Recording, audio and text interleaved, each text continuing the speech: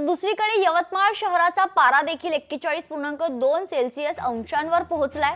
तापमानात चांगलीच वाढ झाली आहे। त्याच्यामुळे खरं तर पारा वाढल्यानं रस्त्यावर शुकशुकाट पाहायला मिळते। उन्हाळ्याची सुरुवात झाली असून आतापर्यंत खरं तर सूर्य आग ओतू लागलाय असं चित्र आहे। यवतमाळ शहराचा पारा 41.2 सेल्सिअस अंशांवर पोहोचला असल्याची माहिती हवामान विभागाकडून देण्यात आली आहे। मार्च महिन्याच्या पहिल्याच आठवड्यात पारा 41.2 अंशांवर गेल्याने तापमानात चांगलीच वाढ झाली आहे। दररोज याच मार्गावर शेकडो वाहनधारक जाताना किंवा येताना दिसतात।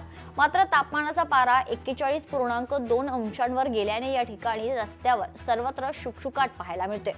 आणखी एप्रिल आणि मे महिना बाकी आहे। या 2 महिन्यामध्ये पारा 45 ते 46 अंशांवर जाण्याची शक्यता वर्तवण्यात आली आहे। त्यामुळे नागरिकांनी डोक्यावर टोपी किंवा शेलाचा वापर करावा, तसेच थंड पेय प्यावे जेणेकरून उन्हापासून आपलं संरक्षण होईल असं आवाहन प्रशासनाकडून करण्यात आलं।